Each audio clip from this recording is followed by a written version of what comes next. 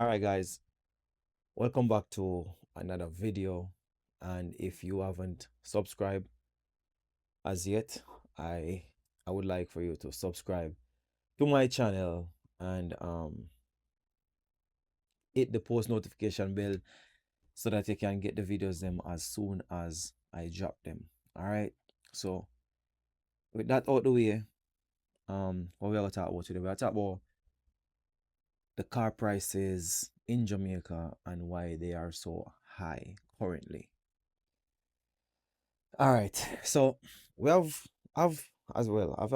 As I said before in previous videos, I've tried my best to go to Jamaica as often as I can when I can.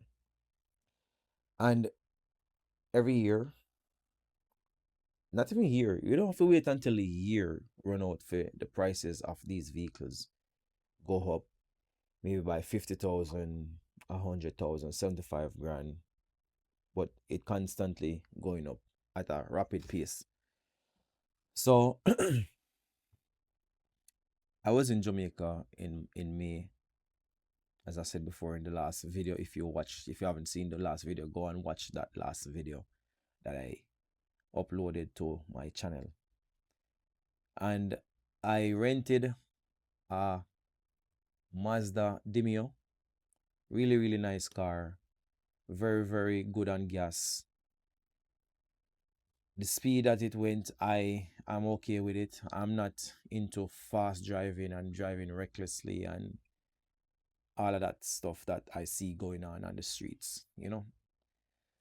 So I like that little car. I like that nice, you know, car.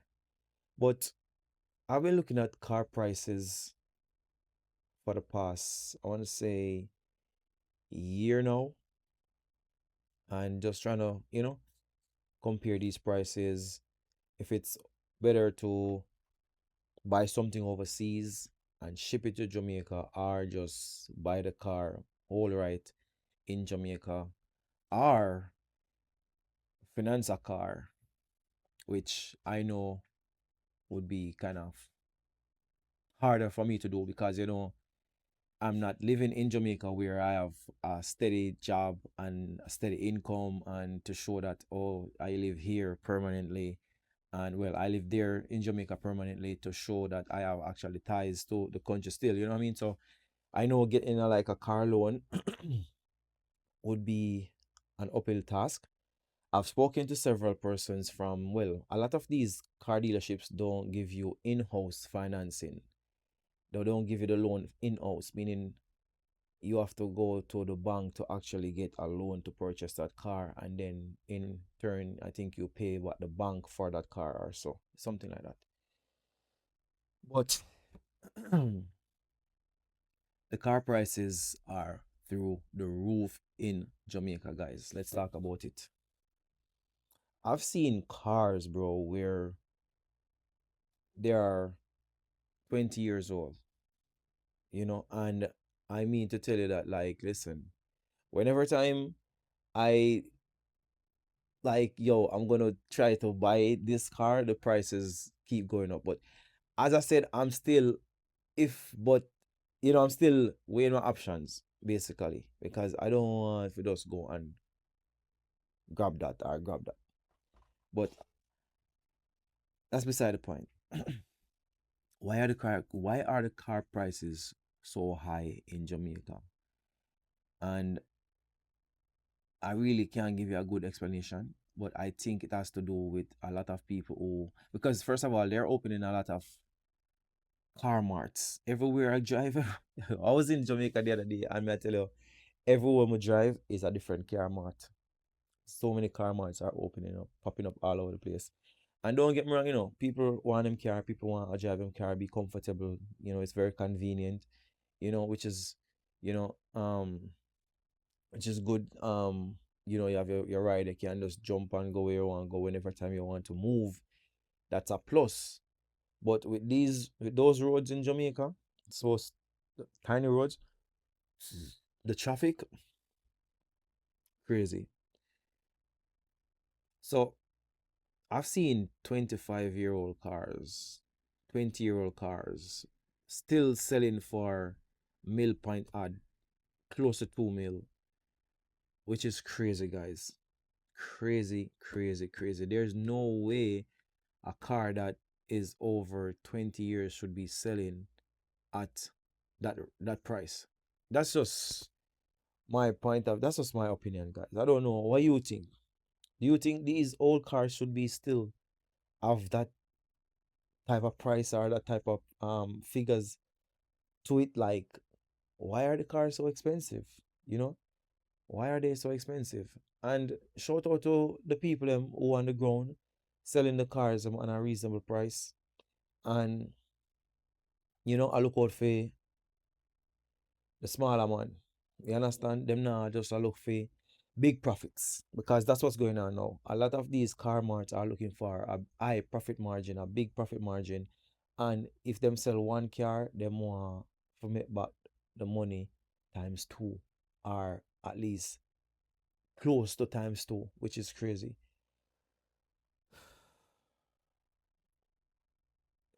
The money to actually clear these cars from customs, from wharves.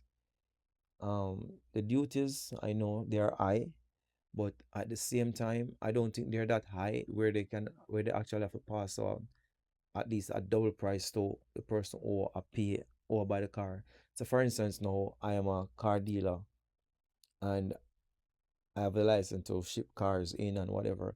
And I bought a specific car for say 5,000 USD. And when I clear it and all of that, it come up to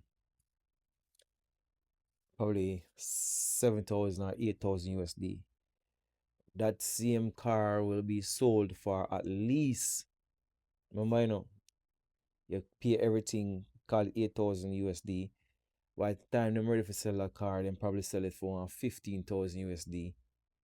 So basically they're looking to double on their money or 14,000 USD. They're trying to at least come as close as possible to doubling their money, which to me, I think that's kind of unfair. I don't know what you think. We are not in the dealer's shoes, so we don't know what's going on. But to me, that's kind of unfair if that's what's going on.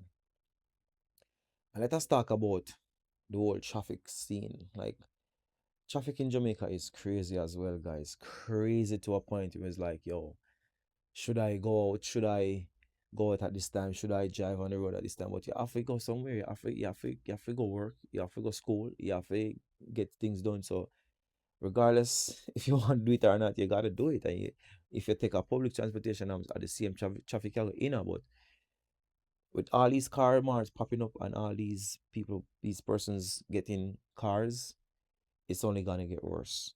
It's only gonna get worse. But I love how most of these people are getting their cars, which is good, as I said before. The banks are allowing people to get their cars and pay for them monthly. And the next thing that I see, a lot of auctions, a lot of car auctions where banks are taking these cars back from the people because they can't pay for them because things happen in life. You might at this point in your life, things might have gone for you, and you probably get a raise a pay, you probably get a higher position, you start make more money, so you be like, oh yeah, me can take out a new car and me can manage this 70, 80, 90,000 a month payment. Mind you, you have other bills as well that you're also footing, you're also paying those bills. And then when you get that big bill, you might can pay for the first 2, 3, 6 months, but when it start getting at the nitty gritty of things now, you're like, damn, I really have to make sure so you put on this 90,000 or this 100,000, you have to pay for this car a month time. Then it start hits, and you're like, I can't manage that payment here. Then what happen now? You find out so the bank start a comeback for the cars. And then what I'm seeing now a lot is, as I said before, is a lot of bank auctions going on where they take the cars from the people who can pay for them, finish pay for them, and sell them back. But there's what's surprising to me is like the banks are still selling them back at probably the same market value. Like it just don't make no sense to me. Like if the person who were driving that car and them can't pay for it no more, why the car is still at the same market value price? Shouldn't that price be reduced? Shouldn't that, if the car is valued, or if the not even the car is valued, if the person that had the car paid off some amount of the car, um, bring it down to a level. So if the car was, I know the car got devalue. So if the car value, if the person owed, the set of car is for like $5 million, and the person owed on it $3.5 million, then pay off a portion of the money already. And why is it that the car, that when the bank take it, them still has to it for the money that is actually, am I making sense right there? If the car is valued at five, spin back. Yeah, guys, I If don't the know car what happened.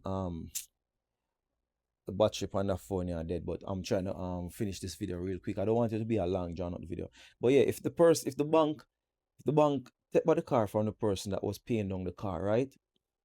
Why they must still sell the car for the market value? Shouldn't it be the price that the person left off? So for instance, them left off paying 3.6. Shouldn't the car be selling for 3.6? Why it gonna sell for this 4 5 million, or 4.7 or 4.8 million? Why? I think it should still sell for the price that the person left off. Like, oh yeah, you owe the bank 3.5 million. The bank want to recoup its money. Okay, sell it for 3.5 million. I don't know how that worked, but in my estimation, I think that's how it should be done. But who am I? But yeah, the car prices in Jamaica are through the roof, guys, and everybody want them right. Everybody want them right, and people are willing to pay these prices, which, you know, who am I? I don't know if these people can afford it or can't afford it, but signs and statistics and the numbers out there are floating around that a lot of people can pay for the car for the first 6 months, and then after that, it's problems. They can't find the money to finish pay off these, and then these car loans, and then the thing is again too, they be giving long payment terms, 6 7 8 10 years payment term. So you can imagine you have this vehicle for so long and paying all this money. And I want to tell you, if the car value, if when you buy the car for $5 million, when you don't pay for that car, you probably spend $10 million, guys, or 8.9 or 8.7 on the car when you just get the car at value 5 million. You understand? Because these payment are so long. It's just like you're just paying, and it's just like, bro, by the time you don't pay for that car, that's a whole car. That's an old car. And if you try to sell it, you're not gonna get half of the money. Trust and believe me. You're not gonna get what you would have want for the car. But at the end of the day, we have to move around. We have to, we have to move from point A to point B. And this will lead up to another thing. You don't have to break the bank, forget yourself a car. Like, you just want to know you have a decent car. You can get from point A to point B without breaking down. A lot of people buy new car because impulsive. They bought it. They bought it. They do an impulsive purchase. I have done impulsive purchases over the years, and I stop that. I don't them something. I stop the whole impulsive purchases because in a long run, in a workout for me. In a workout for me, it just deplete my savings, deplete my money, and I am not with that no more. And as I'm getting older in life, excuse me, I realize that less is more, and I don't need all of that extra stuff, because I once went to a Mercedes Benz dealership, took out a car, 0 miles, 2022. I took it out, 2022 car, brand new, just came out, and I had a nice car, and I decided to say I want a nicer one, and It run through my savings, it run through my money, and I decided like, listen, like I am not going down that road no more. I have chosen not to even look over that side no more, guys, because at the end of the day, we want to save money, we want to see what we work for. And when you look on a car and you say, oh, this me really work for, that's it. Like this car, like it just a take money from me regardless. You know, it still a eat out your pocket, it a eat out your savings, I mean, we only live once, as them say, and we don't care about nothing we do. But at the end of the day, I rather to know that I have this money here and I can do other things with it, enjoy my life, than purchasing a car for so much money and it just parked there. Because the car that I bought, it was just parked there for majority of the days. I really drive that car. I used to just open the window, look on it, make sure that it and all of the good things. Then I'm probably just drive go supermarket because I had a work van that I mostly drive, throughout the day. And then in the night time I don't go nowhere. So that was my situation. Everybody else's situation is different. So I can't compare my situation with someone else's situation. Probably want if you drive go work, and probably want if you drive just hype up or show, or just feel like when you drive this car, you have a status, because that's how society is. When them look on where you drive and based on what you drive, that's who you are. That's who they base your life around. So if you drive a nice Benz or a nice BMW, a nice Hardy, them base they're thinking like, oh yeah, this person is good, this person is well off, this person has what it takes to whatever, but oftentimes that's not even the case, bro.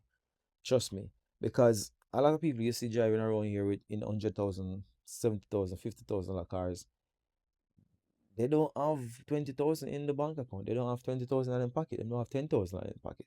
So you're driving a car that's valued 100,000, but you yourself don't have 100,000. You yourself don't have 50,000 or 20,000 or 10,000.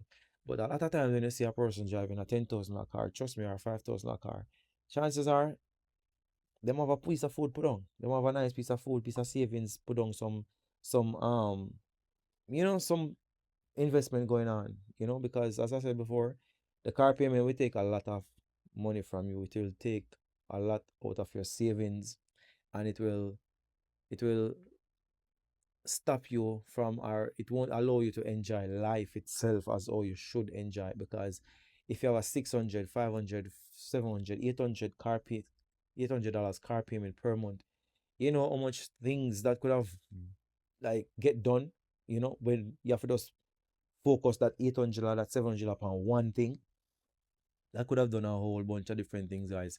And I'm telling you, I'm talking from experience, guys, because I was in that predicament where I was paying $888 for this Mercedes vehicle. And I was like, yo, I am making this money, but I'm not seeing it. I wasn't seeing it because I'm making the payments on the car. And I decided, like, listen, I am not doing that no more. And I've chosen me, and what makes me happy and what bring joy to myself.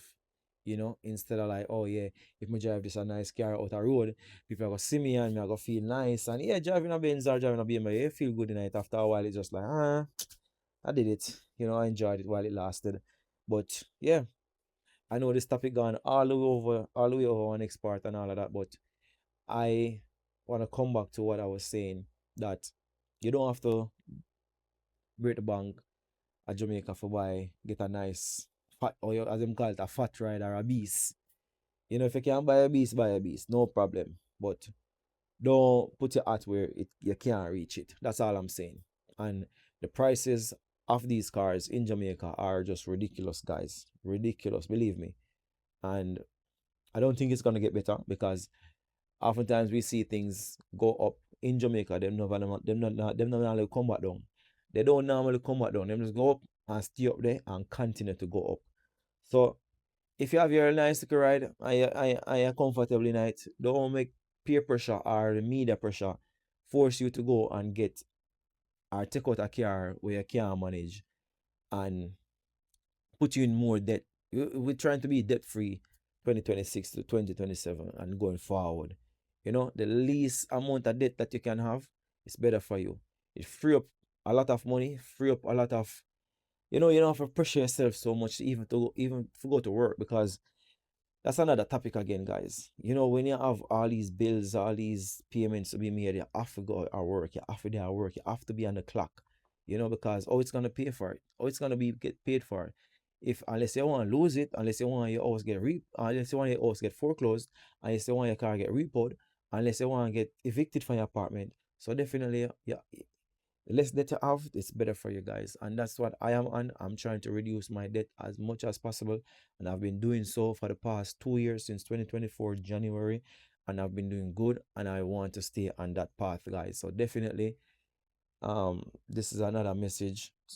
Try to remain debt free as much as possible. Excuse me. I know it's kind of unavoidable, but you can avoid majority of them, believe me. Because some of them debts there are unnecessary, unwanted, uncalled for, unwarranted.